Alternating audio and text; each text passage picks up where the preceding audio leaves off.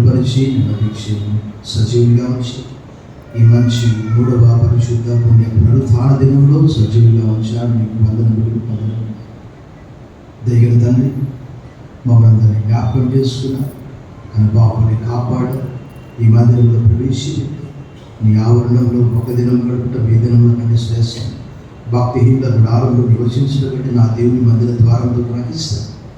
ఇదిగో ఈ దినం మమ్మల్ని సజీవులుగా ఉంచినందుకు, రక్షించినందుకు వందనాలు చెల్లిస్తూ సమస్త మహిమ ఘనత కీర్తిని ఆరోపిస్తూ ఈ స్తుతి ఆరాధన మా రక్షకుడు మా విమోచకుడు క్రీస్తు నామంలో నీకు సమర్పిస్తున్నా మా ప్రియ పరలోకపు తండ్రి.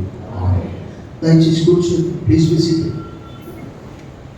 ఈ సాయంకాల ఆరాధనకు వచ్చినందరినీ ప్రేమపూర్వకంగా ఆహ్వానిస్తున్నాం. Warm welcome to this limited service and greet you all in the name of our Lord and Savior Jesus Christ. మీ అందరికీ ప్రభువు రక్షకుడైన యేసుక్రీస్తు నామములో శుభములు కలుగును గాక. ప్రభునందు మిక్కిలి ప్రియులారా, మీ అందరూ క్షేమమని తలస్తూ ప్రార్థిస్తున్నా. మీకు ఇంకా ఏదైనా ప్రార్థన అవసరం ఉంటే మాకు తెలియజేయండి. తప్పకుండా మీకు ప్రార్థిస్తాం.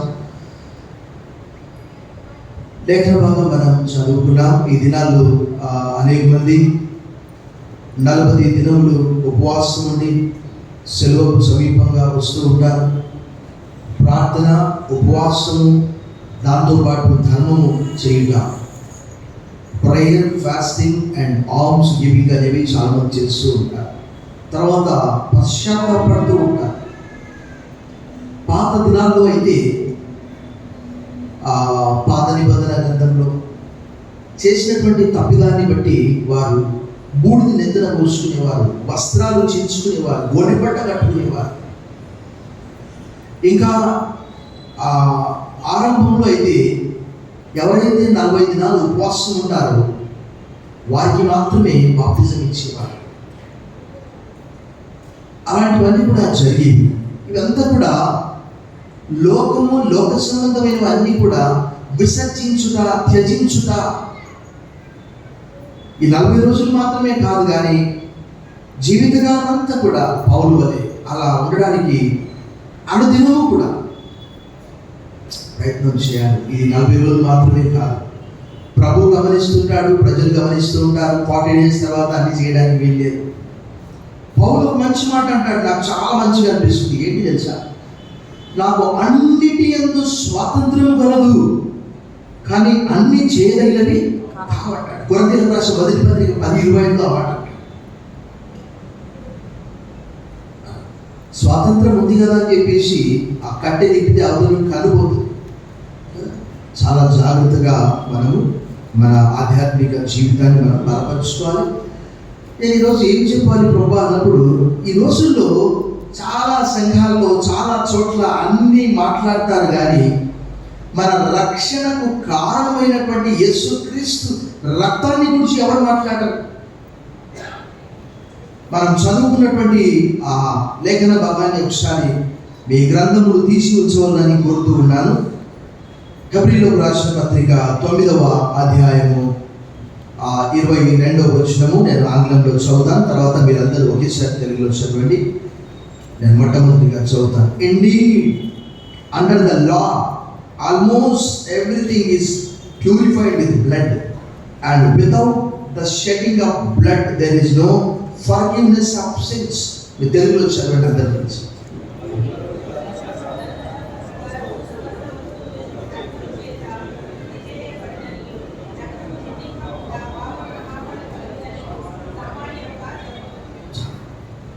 ఈరోజు చాలామంది వాస్తవంగా చేసే బోధనలో 100% యేసుక్రీస్తు లేడు, ఆయన రక్తం లేదు, అలాంటి బోధనలు వచ్చాయి. ఇది ఎక్కడి బోధ అనేది నాకు అర్థం కావట్లేదు. ఈరోజు యేసుక్రీస్తునే పక్కకు పెట్టేశారు.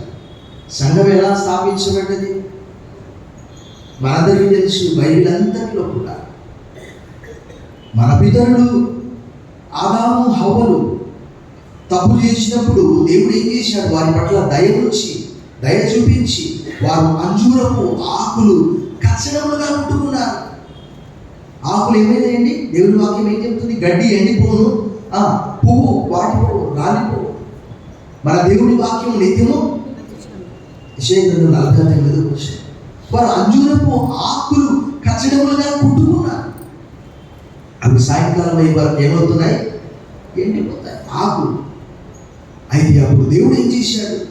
మొట్టమొదటిగా మానవులను విమోచించడానికి క్రీస్తుకు ముంగుర్తుగా ఏం చేశాడు? ఒక జంతువును వధించాడు. వధించి ఏం చేశాడు? ఆదికాండం 3:21 చర్మపు చొక్కాయలను కుట్టించాడు. చర్మపు చొక్కాయలు కుట్టించాలంటే ఏం చేయాలండి? రెడీమేడ్ షాపులు ఉన్నాయా ఆ కాలంలో?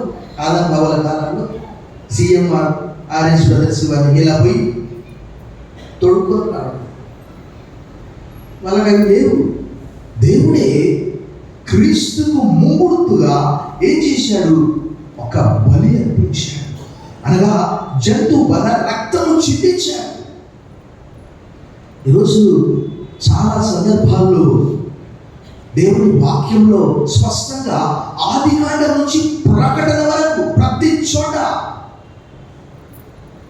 చోట భక్తుడు యోహాను అంటాడు, నీవు వధింపబడిన వాడవై.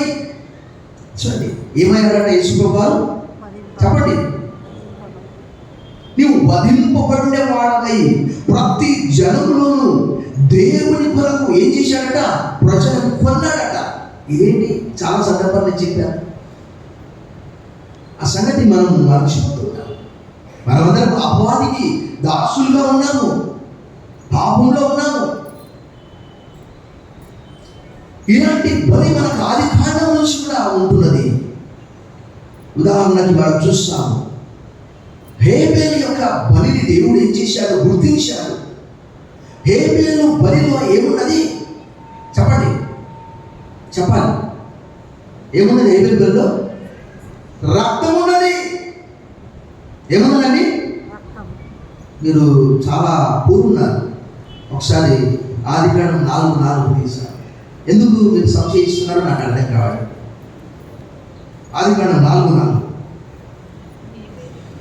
హేబెలు కూడా తన మందలో తొలుచూన్న పుట్టిన వాటిలో క్రొప్పిన వాటిని కొన్ని యెహోవా హేబెలును అతని అర్పణను దాదాపుగా 4000 సంవత్సరాల తర్వాత కూడా హేబెలు గురించి దేవుడే రాయించినటువంటి ఆ సంగతిని హెబ్రీ పత్రిక 11వ అధ్యాయము 4వ వచనం మనం చూసాం. హెబ్రీ పత్రిక 11వ అధ్యాయము 4వ వచనంలో విశ్వాసమును బట్టి హేబెలు కయీను కంటే శ్రేష్టమైన బలి దేవునికి, దేవుడు అతని అర్పణను గురించి సాక్ష్యం ఇచ్చినప్పుడు అతను ఆ విశ్వాసమును బట్టి నీతిమంతుడని అతడు మృతి నుండి ఆ విశ్వాసం ద్వారా హేబెలు యొక్క అర్పణలో రక్తం ఉన్నది. క్రీస్తుకు ముంగుర్తుగా బలి జరిగింది. అక్కడ ఆ రక్తము నెలలో నుంచి హేబెలు చనిపోయినప్పుడు కూడా మొరపెట్టింది. 17వ శతాబ్దంలో లేవియకాండం 17:11 రాయబడినటువంటి మాట ఏంటి? రక్తము దేహమునకు ప్రాణము. కాబట్టి జంతువును వధించినప్పుడు ఆ రక్తాన్ని తినొద్దన్నాడు. ఎవరికైనా యాక్సిడెంట్ అయితే శరీరంలోని రక్తం అంతా కూడా పోతే ఏం జరుగుతుంది? చచ్చిపోతారు. గుండెకు, కిడ్నీలకు, లంగ్స్కి, మెదడుకి రక్తం లేక ఇమీడియట్గా ఏమవుతారు? ఎక్కువ మంది చనిపోయేది యాక్సిడెంట్లలో రక్తం పోయే. యేసు ప్రభువు వారు రక్తదాత. చప్పట్లు కొట్టి మన ప్రభువు రాయపరచారు. ఇక్కడ కయీను అర్పణలో ఆయన అర్పించినటువంటిది ఎలాంటిది అంటే శపితమైనటువంటిది. దేవుడు ఆదాముతో అన్నాడు, నీ నిమిత్తము నేల శపింపబడి ఉన్నది. 4వ అధ్యాయం 3వ వచనం చూడండి. ఆ కయీను కొంతకాలం తర్వాత 4:3 కొంతకాలమైన తర్వాత కయీను పొలం పంటలో కొంత యెహోవాకు అర్పణగా తెచ్చెను. 5వ వచనం, కయీను అతని అర్పణను ఆయన లక్ష్య పెట్టలేదు. కాబట్టి కయీనుకు మిక్కిలి కోపం వచ్చి అతడు తన ముఖము చిన్నబుచ్చుకొనగా యెహోవా కయీనుతో నీకు ముఖము చిన్నబుచ్చుకొని ఉన్నావు. నువ్వు సత్క్రియ చేసిన తల ఎత్తుకునవా, దుష్క్రియ చేసిన వాకిట పాపం వచ్చి ఉండదు. ఆది కాండంలోనే ఆ రక్తము వలిగించడం, రక్తము చిందించడం ప్రారంభమైంది. ఆది కాండం నుంచి ప్రకటన వరకు. ఈరోజు పస్కా గురించి 12వ అధ్యాయం నిర్గమకాండంలో పిల్లలు ఇదేంటి అని అడిగినప్పుడు దాని గురించి చెప్పాలి. మనము ఐగుప్తులో ఫరోకు దాసులుగా 430 సంవత్సరాలు ఉన్నప్పుడు ఆయన తన బాహుబలముతో మనల్ని విడిపించాడు. అది పాత నిబంధన. ఈరోజు మనందరినీ కూడా పాపములో శాపములో ఉన్నప్పుడు దేవుని వాక్యం తెలియజేస్తున్నది. ఏ భేదము లేదు, అందరూ పాపం చేసి దేవుడు అందరించి మహిమను ఈ పాపాల నుంచి ఎలా విడుదల కలుగుతున్నది? పాత నిబంధన గ్రంథంలో ఈ బలులను గురించి అనేక చోట్ల ఈవెన్ నోబహుతో కూడా దేవుడు చెప్పినటువంటి కొన్ని మాటలు మనం చూసాం. ఆది కాండము 6వ అధ్యాయంలో చూడండి,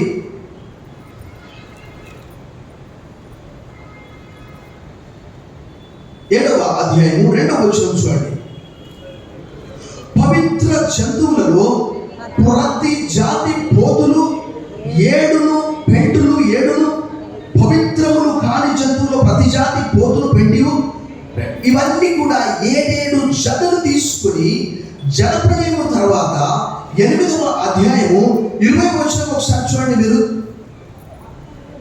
అప్పుడు నోబహు యెహోవాకు బలిపీఠము కట్టి పవిత్ర పశువులన్నిటిలోను పవిత్ర పక్షులన్నిటిలోను కొన్ని తీసుకొని ఆ పీఠం మీద ఏం చేశాడట? అది దేవునికి ఎంతో ఇంపైనటువంటిదని కింది వాక్యంలో రాయి. తప్పకుండా ధర్మశాస్త్రం కంటే ముందున్నది, ధర్మశాస్త్రం తర్వాత ఉన్నది. కానీ ప్రభు ధర్మశాస్త్రానికి వేరుగా మరొక నీతి బయలుదేరుచు ఉన్నది. అదేంటి తెలుసా? పరిచయక భక్తిహీనుని నీతివంతునిగా తీర్చుమని అందు విశ్వాసం ఉంచువానికి వారి విశ్వాసము నీతిగా ఎంచుకుంటున్నది. చప్పట్లు కొట్టి ప్రభువును మహిమపరచాలి. ఆ బల్లన్నీ కూడా పోయింది, ఆ బల్లన్నీ కూడా పోయింది. ఆయనే ఒక బలి. ఎందుకంటే దేవుని వాక్యంలో రాయబడ్డది.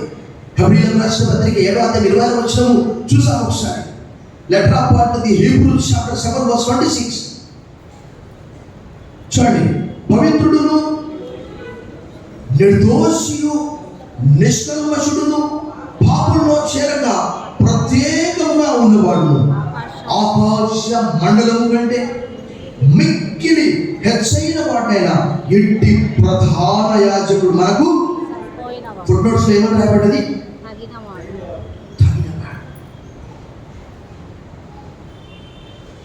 ఆయనే ఒక ప్రధాన యాజకుడు అనే మనందరికంటే ముందుగా ఆయన బలి అర్పించాడు. ఆయన శరీరం అనే బలి అదంతా హెబ్రీ పత్రిక 9:10లో. ఈరోజు చాలామంది కొంతమంది ఇంకా పాత నిబంధన క్రింద ఉన్నట్లు కొన్ని పండుగలు చేస్తూ ఉంటారు. అవన్నీ కూడా కొలసీయులకు రాసిన పత్రిక 2వ అధ్యాయం, హెబ్రీయులకు రాసిన పత్రిక 10వ అధ్యాయం ఛాయ నీడ అంతే. క్రీస్తు వచ్చాడు, ఆ పండుగలన్నీ పోయాయి. కొంతమంది ఎంతో దూరం వెళ్తూ ఉంటారు. పాపం దేవుని వాక్యంలో రాయబడ్డది. అంత దూరం వెళ్ళాల్సిన అవసరం లేదు. దేవుని వాక్యంలో రాయబడ్డది. వాక్యం కొరకు అపోస్తలుడైన పౌలు రోమా పత్రిక 10వ అధ్యాయం 6 నుంచి 8 వచనాలు ఇలా తెలియజేస్తూ ఉన్నాడు. రోమా పత్రిక 10వ అధ్యాయంలో అయితే విశ్వాసములకు నీతి ఇలా చెప్పొచ్చు, ఎవడు పరలోకంలోనికి ఎక్కిపోవు అనగా క్రీస్తును క్రిందికి తెచ్చుటకు, లేక ఎవడు అగాధంలోనికి దిగిపోవు అనగా క్రీస్తును మృతుల్లోని పైకి తెచ్చుటకు నీవు నీ హృదయంలో అదేమని చెప్పొచ్చున్నది. వాక్యం ఎక్కడుందట? నీ యొద్దను, ఇంకెక్కడుందట, నీ నోటను నీ హృదయంలోనూ ఉన్నది. అది మేము ప్రకటించు విశ్వాస వాక్యం. దూరం వెళ్ళాల్సిన అవసరం లేదు. మోకాళ్ళ మీద నడుచుకుంటూ వెళ్తారు కొంతమంది. ఇంత దురాచారం, అన్యాచారం నమ్మినమని చెప్తారు. ఇదేంటండి? పైకి భక్తి, దేవుని శక్తిని ఆశ్రయించినటువంటి వారు, అంత్య దినాల్లో ఇలాంటి వారు మేఘవన్నకులు, అబద్ధ బోధకులు. పేతురు రాసిన 2వ పత్రిక 2వ అధ్యాయం 2వ వచనంలో చెప్తాడు, యేసు రక్తం కోట్ చేయకుండా మాట్లాడతారు వారు. ప్రభునందు మిగిలి ప్రియులారా, ఇటు హేబెలు మొదలుకొని, ఇటు నోవా మొదలుకొని, అబ్రహాములోతో కూడా అక్కడ మన ఆదికాండం 22వ అధ్యాయంలో చూస్తే కుమారుడైనటువంటి ఇస్సాకు ఇలా అడుగుతాడు, నాన్న బలి ఇవ్వడానికి కట్టెలు ఉన్నవి, నిప్పు ఉన్నది, బలికి చెప్పండి బిగ్గరగా. మీకేం డౌట్ ఉన్నట్టుంది చాలా. ఇంకా 22వ అధ్యాయం 8వ వచనంలో ఏమని రాయబడ్డది? ఏమడుగుతాడు? గొర్రె పిల్ల ఏది నాన్న? చూడండి, అక్కడ మీరు ఇంకా సందేహంలో ఉంటున్నారు. 22:8 చూడండి ఒకసారి.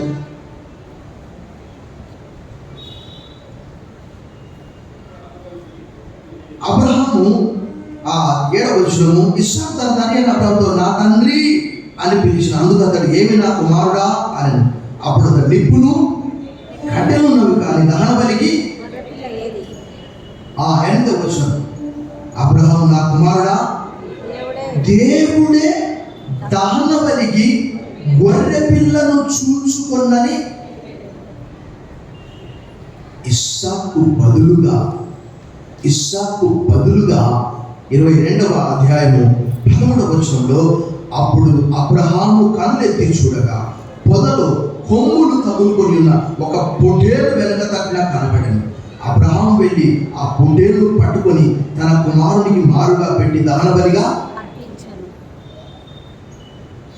ప్రభునందు మిక్కిలి ప్రియులారా, మన ప్రభు యోహాను 3:16 ప్రకారం దేవుడు లోకమును ఎంతో ప్రేమించను కాగా ఆయన తన అద్వితీయ కుమారునిగా పుణ్యవాని విశ్వాసం ప్రతి వాడు నశింపక నిత్య జీవం పొందినట్టు ఆయన అనుగ్రహించారు. యోహాను సువార్త 6:54 యేసు ప్రభువు అన్నారు, నా శరీరం తిని నా రక్తము త్రాగువాడు ఎలాంటి వాడట? నిత్య జీవము గలవాడు. నా మాట విని నన్ను పంపిన వారి యందు విశ్వాసం ఉంచువాడు మరణంలో నుండి జీవంలోనికి దాటి ఉన్నాడు. బిగ్గరగా చప్పట్లు కొట్టి ప్రభువును మహిమపరచాలి. ఇక్కడ ఉన్నది ఏంటండి? మన ముందు చెప్పండి బిగ్గరగా. ప్రభురాత్రి భోజనం, ప్రభు యొక్క శరీరానికి ఆ ముందు ఏదో ఒక వాక్యం ఉంటుంది, చదవండి చూసాం. ఉందా? వాక్యం ఉందా?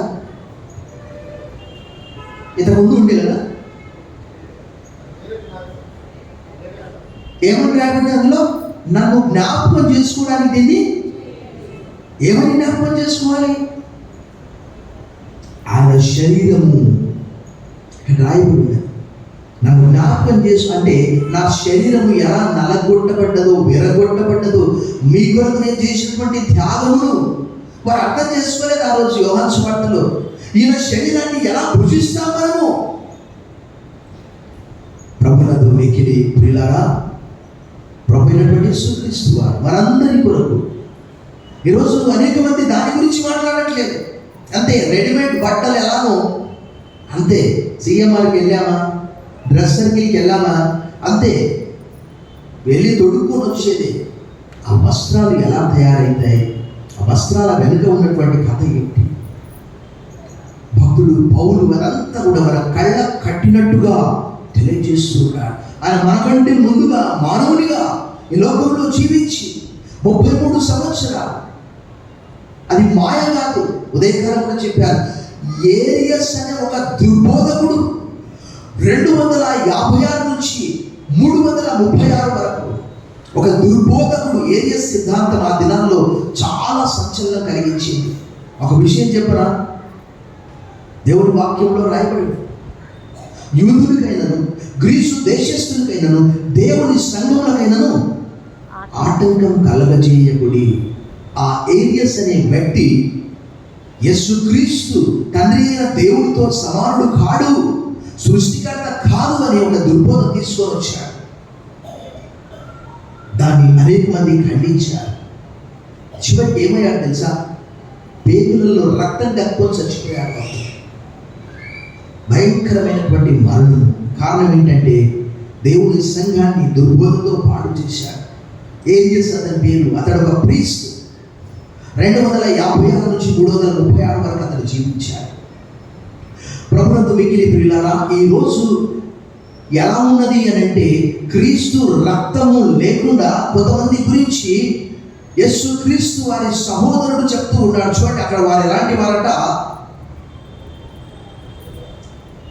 యూదా పత్రిక ఒకే అధ్యాయం ఉన్నది. వారు ఎలాంటి వారట? చూడండి, 12వ వచనంలో చెప్తాడు, వీరు నిర్భయముగా మీతో సుభోజనము చేయుచు తమ్మును తాము నిర్భయముగా పోషించుకొనుచు, అంటే మేపుకొనుచు, మీ ప్రేమ విందుల్లో దొంగ మెట్టలుగా ఉన్నారు. వీరు ఎలాంటి వారట? గాలి చేత ఇటు అటు కొట్టుకొని పోవు నిర్జల మేఘములుగాను, కాయలు రాలి ఫలములు లేక 2 మార్లు చచ్చి వేళ్లతో పెళ్ళగింపబడిన చెట్లుగాను, కదలవచ్చు. తమ అవమానమును నురుగు వెల్లగక్కువారై సముద్రం యొక్క ప్రచండమైన అలలుగాను, మార్గము తప్పి తిరుగు చుక్కలుగాను ఉన్నారు. వారి కొరకు గాఢాంధకారం నిరంతరము. దేవుడి వాక్యంలో ఏమని రాయబడిందో తెలుసా? పేతురు రాసిన 2వ పత్రిక 2:4, దేవదూతలు పాపము చేసినప్పుడు సైతం దేవుడు వారిని విడిచిపెట్టక కటిక చీకట్లో పాతాళ బిలములో బంధించాడట. తీర్పు దినం వరకు అక్కడ ఉంచాడట. ఈరోజు ఆయన రక్తం గురించి మాట్లాడడానికి సిగ్గుపడుతూ ఉన్నారు, చెప్పట్లేదు. Without shedding the blood, there is no forgiveness of the sins. రక్తము చిందింపకుండా పాపములకు క్షమాపణ కలగదని సాధారణంగా చెప్పవచ్చు. ఆయన పేతురు రాసిన 1వ పత్రిక 1వ అధ్యాయం 18 మరియు 19 వచనాల్లో కూడా పేతురు గారు కూడా అదే విషయము తెలియజేస్తున్నారు. చూసాము ఒకసారి. పేతురు రాసిన 1వ పత్రిక,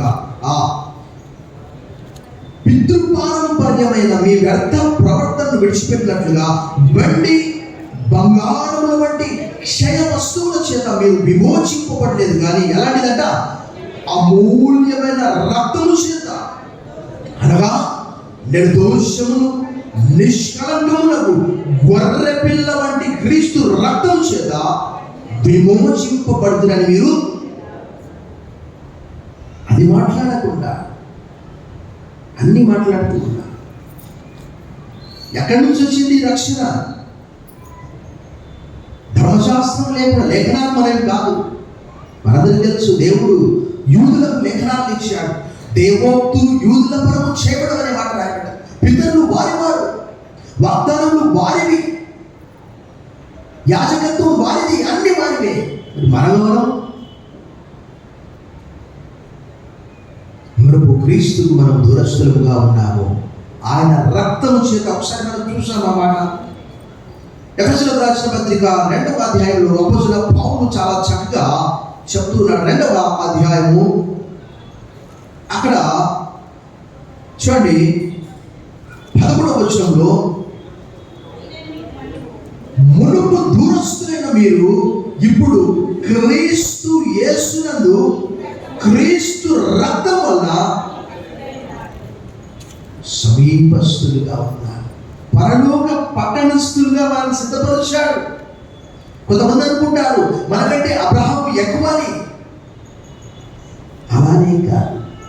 పరలోకంలో వారికి చాలా మందికి ధర్మ సందేహాలు చాలా ఉంటాయి. ఎక్కడ కూర్చుంటాం మనం? దూరంగా ఉంటామా? దగ్గర ఉంటామా? దేవుని వాగ్దానాలు క్రీస్తునందు ఎన్ని ఉన్నాయో అవన్నీ కూడా క్రీస్తునందు అవును అనగా ఆమేన్ అన్నట్టుగానే ఉన్నవి. చప్పట్లు కొట్టి ప్రభువును మహిమపరచుదాం. కొరింథీయులకు రాసిన 2వ పత్రిక 1వ అధ్యాయం 2వ వచనం,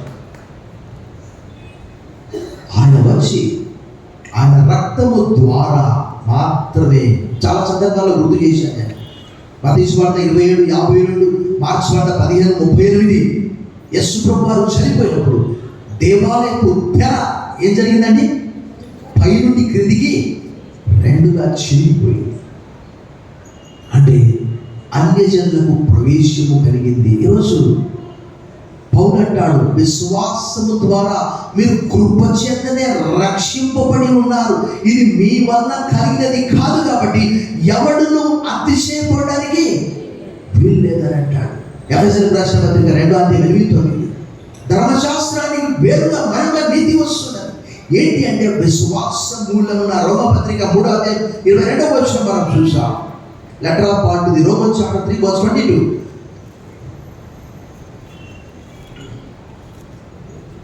అది యేసుక్రీస్తునందలి విశ్వాసం మూలమైనదై నమ్ము వారందరికీ కలుగు దేవుని నీతి అయి ఉన్నది. 20వ పూర్వము చేయబడిన పాపములను దేవుడు తన ఓరింపెల్ల ఉపేక్షించినందున ఆయన తన నీతిని కనపరచవలనని ఆ క్రీస్తు యేసు రక్తమునందలి విశ్వాసము ద్వారా ఆయనను కరుణాధారముగా బయలుపరిచాను.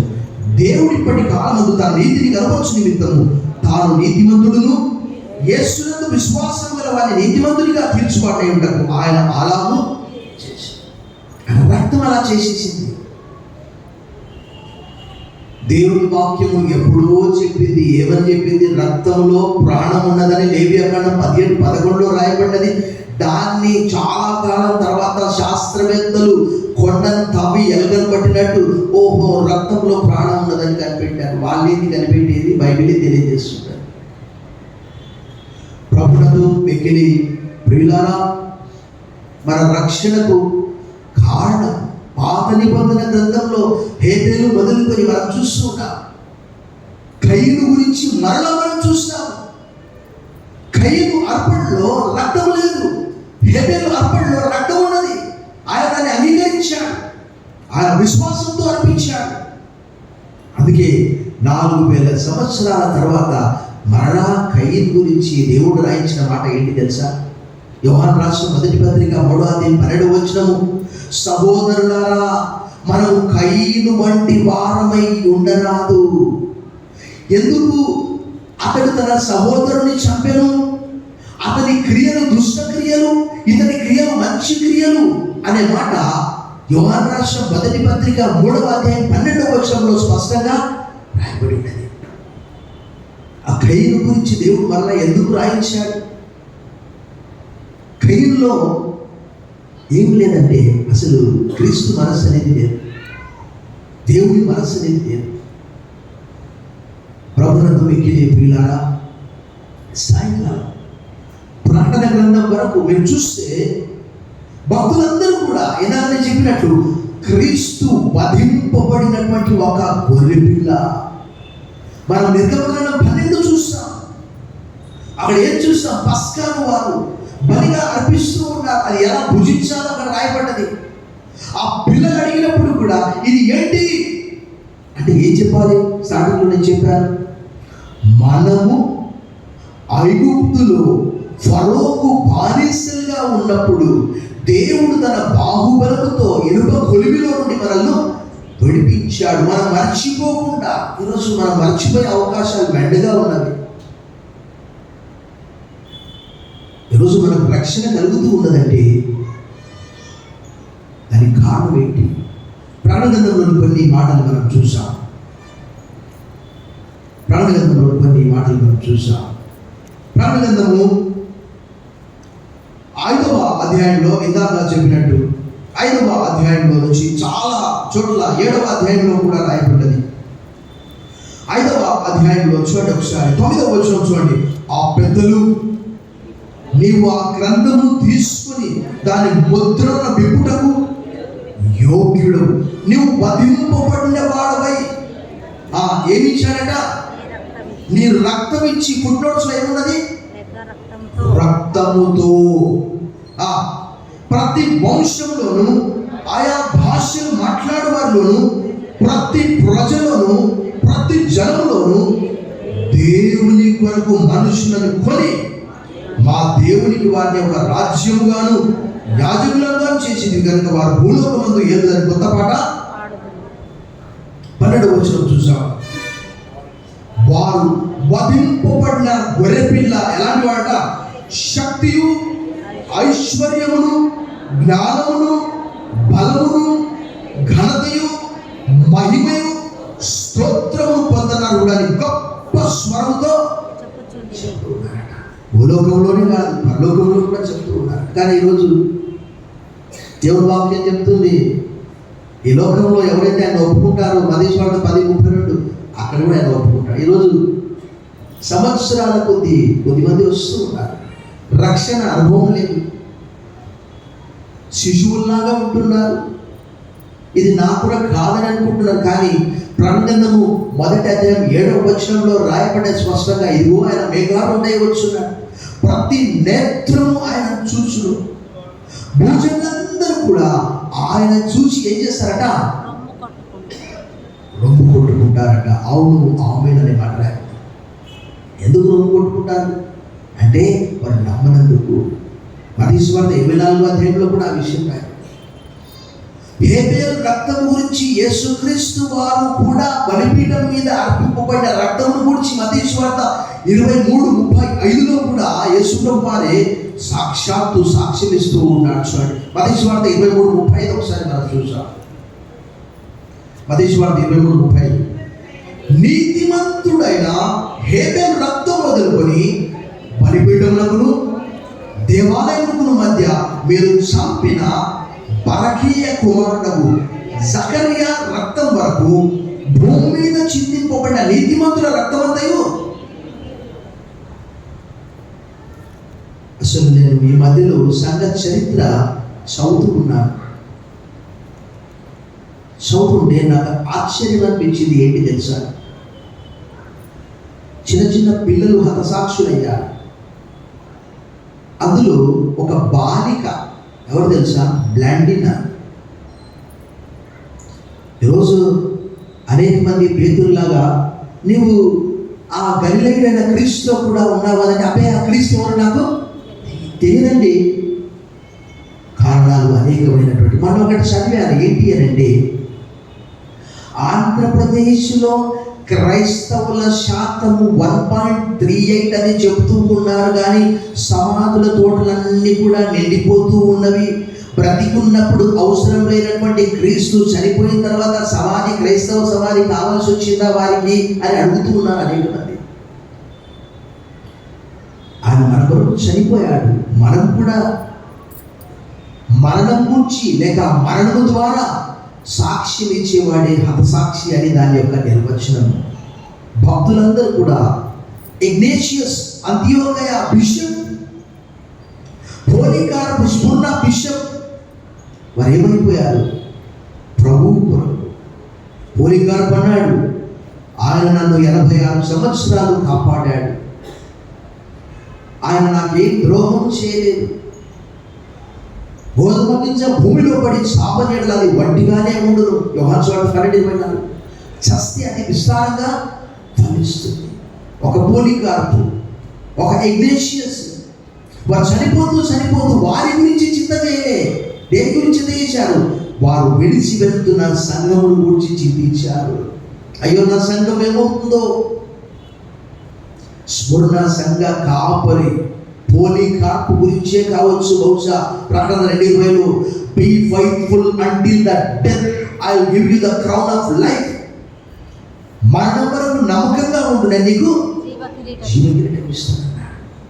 మనందరి కొరకు ఆయన తన ప్రాణం పెట్టాడు, మనందరికి రక్షణ ఇచ్చాడు. కానీ ఈరోజు ఎవరు కూడా రక్షణ ఎలా వచ్చిందో మాట్లాడు. ఏదో దాన ధర్మాలు చేస్తే దేవుని వాక్యంలో రాయబడి మన నీతి క్రియలన్నీ కూడా నీ ఎదుట ఒరిగుడ్డలు అనే మాట.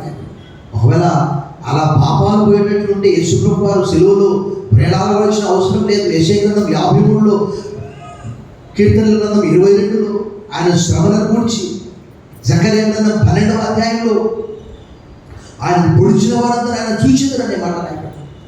ఆ ప్రవచనాలన్నీ కూడా ఆయన గురించే. ఆదికాండం 3:15 మొదలుకొని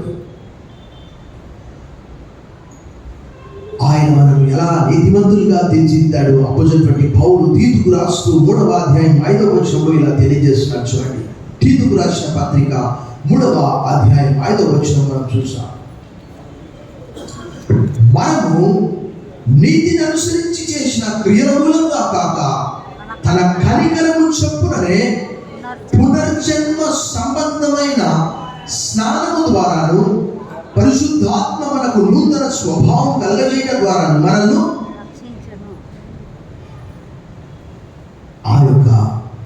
ఆయన రక్తం అపోజిట్ యోహాను ఎలాగైతే ఇంకా అనేక మంది సందేహిస్తూ రక్షించబడినటువంటి వారు అనేక మంది ఉంటున్నారు. వారు అటా ఇటా ప్రభు ఏ క్షణమైనా రావచ్చు, ఎప్పుడైనా రావచ్చు. దేవుని వాక్యంలో పౌలు గారు అదే విషయం చెప్తాడు.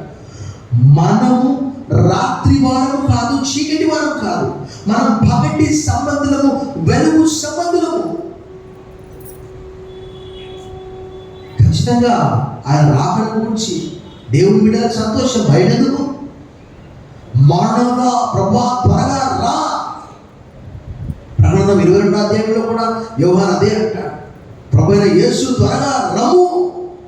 మనకేం భయమండి. ఇందాక మనం ఒక పాట పాడుకున్నాం, అది 847వ పాట. ఒక పల్లవి పాడండి ఒకసారి, పల్లవి ఒక చన్న. 847వ పాట, అది చూచిన చాలు మహిమలో నాయనతో ఉంటే చాలు, ప్రియా యేసు రాజును చూచిన చాలు, మహిమలో నాయనతో ఉంటే చాలు, నిత్యమైన మోక్షాలను నందు చేరి, నిత్యమైన మోక్షాలను నందు చేరి, భక్తుల గుంపులో ఆశించిన చాలు, ప్రియా యేసు రాజును చూచిన చాలు, మహిమలో నాయనతో ఉంటే చాలు, యేసుని రక్తమందు కడగబడి, భాగ్యించే నిత్యం భద్రపరచబడి, యేసుని రక్తమందు కడగబడి, భాగ్యించే నిత్యం భద్రపరచబడి, విశ్వగంధ పరిశుద్ధులతో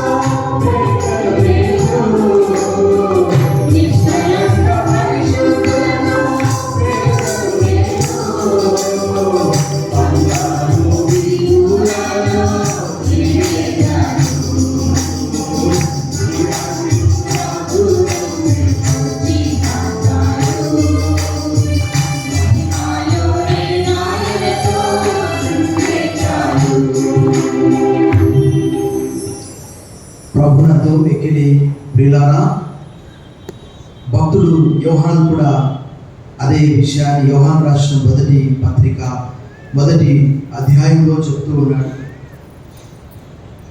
యోహాను రాసిన మొదటి పత్రిక 1వ అధ్యాయంలో ఈ విధంగా చెప్తూ ఉన్నాడు.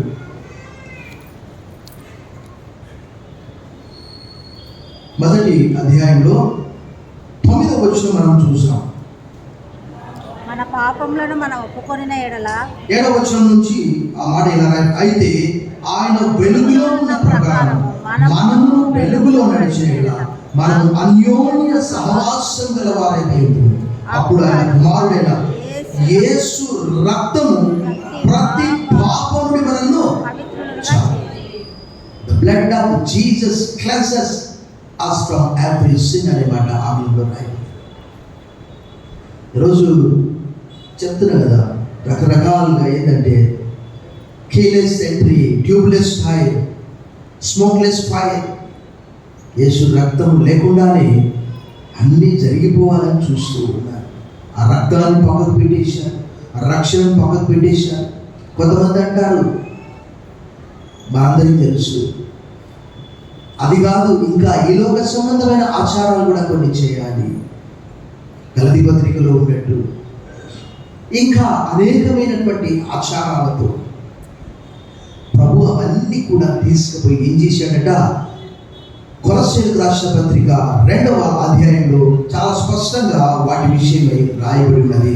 కొలస్సీయులకు రాసిన పత్రిక 2వ అధ్యాయంలో అపోజిట్ పౌలు తెలియజేస్తూ ఈ విధంగా రాస్తూ ఉన్నాడు. కొలస్సీయులకు రాసిన పత్రిక 2వ అధ్యాయంలో ఏమంటున్నాడు అంటే చూడండి, అక్కడ 2వ అధ్యాయము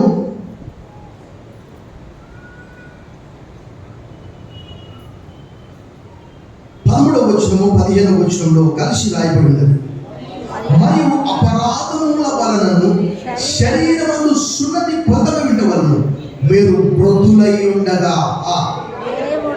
దేవుడు వ్రాతరూపకమైన ఆజ్ఞల వల్ల మన మీద రుణముగాను మనకు విరోధంగా ఉన్న పత్రము ఏం చేశాడట, మేకులతో సిలువ కొట్టి దాని మీద చేవ్రాతను తుడిచివేసి మనకు అడ్డము లేకుండా దాన్ని ఎత్తివేసి మన అపరాధములన్నిటినీ క్షమించి ఆయనతో కూడా మిమ్మల్ని జీవింపజేసను. చాలు. అవన్నీ కూడా ఈ లోక సంబంధ గతమంటే ఇంకా ఈరోజు వార్తాపత్రిక చూశాను, సండే మ్యాగజైన్ కూడా చూశాను తెలుసా. ఇంకా మీకు ఒక విషయం చెప్తాను. మా అత్తమ్మ రేపు వెళ్ళిపోతుంది. ఈరోజు కొంచెం మానసిక పరిస్థితి చాలా ఎక్కువైపోయింది.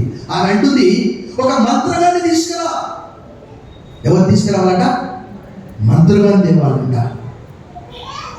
ఆమె ఇంట్లో చాలా ధనం ఉందంట.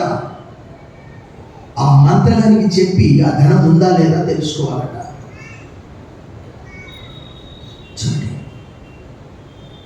28,000 కోట్లు ప్రతి సంవత్సరం భారతదేశంలో ఖర్చు పెడతారట. దేనికి తెలుసా? ముఖము చూసి జ్యోతిష్యం చెప్పబడును. ప్రేమ, పెళ్లి, వివాహం, కోట్లు, కొట్లాటలు. ఏంటండి ఇది? ఒకరి భవిష్యత్తు మరి ఒకరు ఎలా నిర్ణయిస్తారు, ఎలా డిసైడ్ చేస్తారు, ఎలా సాల్వ్ చేస్తారు? ఈరోజు అనేక మంది అటా ఇట గోడ మీద పిల్ల బల్ల, అటైతే అటు ఇటైతే ఇటు, అన్నిటినీ కూడా మన ప్రభు సిలువకు మేకులతో కొట్టి వేశాడు. చప్పట్లు కొట్టి ప్రభువు కనపరిచాడు. మా అత్తమ్మ దాదాపుగా 60 సంవత్సరాల నుంచి అపవాది చేత పీడిపబడుతూ ఉన్నది. 60 సంవత్సరాల నుంచి.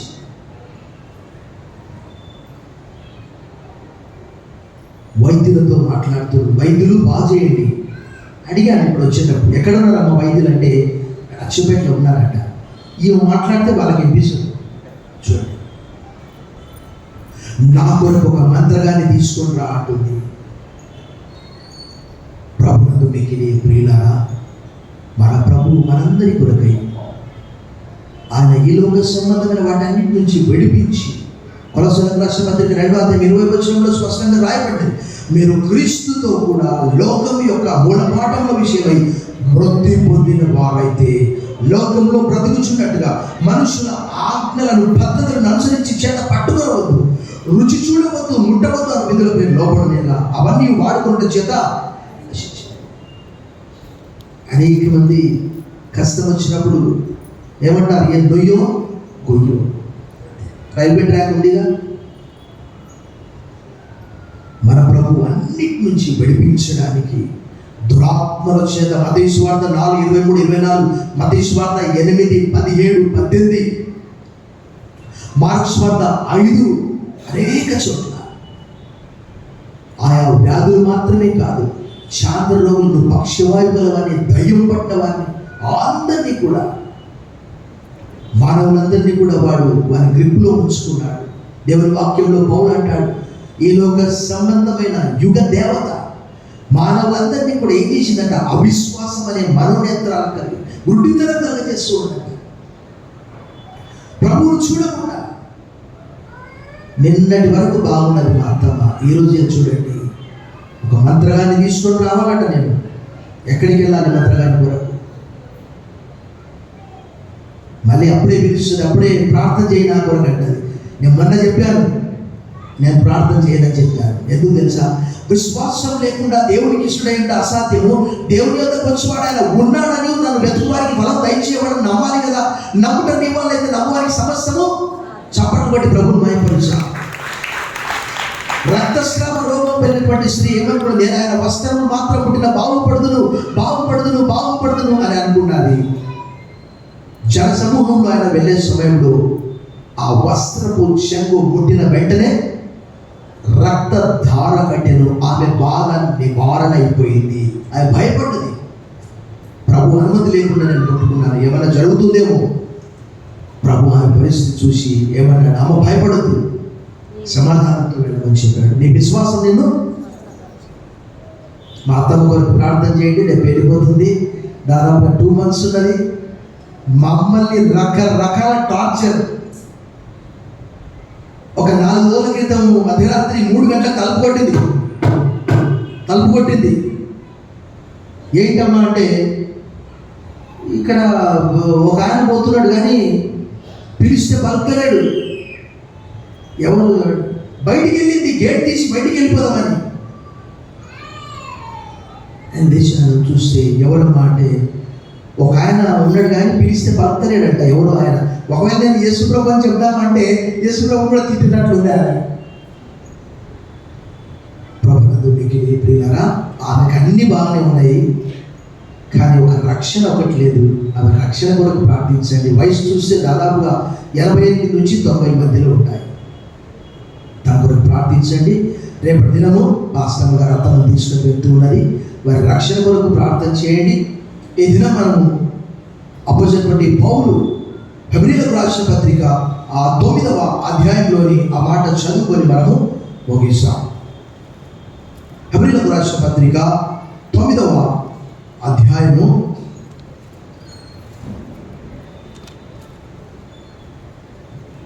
12వ వచనం. మేకల యొక్కయు కోడల యొక్కయు రక్తంతో కాక తన స్వరక్తంతో ఒక్కసారి పరిశుద్ధ స్థలములో ప్రవేశించను. ఎలాగనగా మేకల యొక్కయు ఎడ్ల యొక్కయు రక్తమును మైలపడ్డ వారి మీద ఆవు దూడ బూడిద చనుటయు శరీర శుద్ధి కలుగునట్లు వారిని పరిశుద్ధపరిచిన యెడల నిత్యుడకు ఆత్మ ద్వారా తన్ను తాను దేవునికి నిర్దోషిగా అర్పించుకున్న క్రీస్తు యొక్క రక్తము నిర్జీవ క్రియలు విడిచి జీవముల దేవుని సేవించుటకు మీ అంటే మన అని పాఠాంతరం మన మనస్సాక్షిని ఎంతో ఎక్కువగా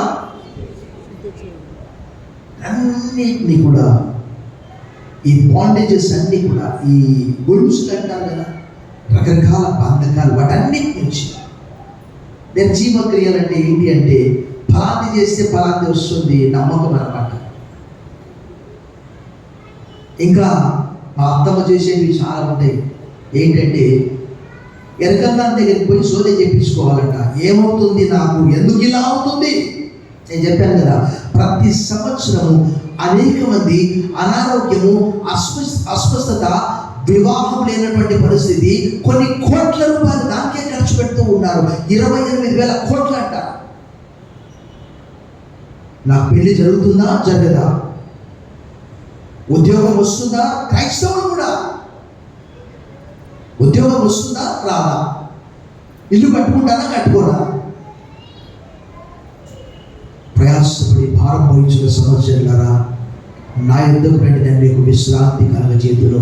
మీ మీద నా కాడి ఎత్తుకొని నా యుద్ధం నేర్చుకోండి, ఎందుకంటే నేను సాత్వికుడను, దీన మనస్సు గలవాడను. తలవంచండి, ప్రార్థన చేశాను. సర్వశక్తి గల దేవా, ఈ దినము పాత నిబంధన గ్రంథము ఆదికాండము 3:21, 4వ అధ్యాయం 4, 3, 5 మొదలుకొని ఆదికాండము 8వ అధ్యాయము 20వ వచనము 7, 2, 22, 8, 22, 13 ఇంకా అనేక చోట్ల లేవియ కాండం 16వ అధ్యాయంలో కూడా ఇదిలో మీ రక్తము చేత మమ్మల్ని పవిత్రపరిచి శుద్ధి చేసి రోమా 8:1 ప్రకారం ఇప్పుడు క్రీస్తు యేసునందున్న వారికి ఏ శిక్ష విధియో లేదు. మమ్మల్ందరినీ కూడా విమోచించినందుకు వదనములు చెల్లిస్తూ యేసు నామములో ప్రార్థిస్తున్నాం తండ్రి.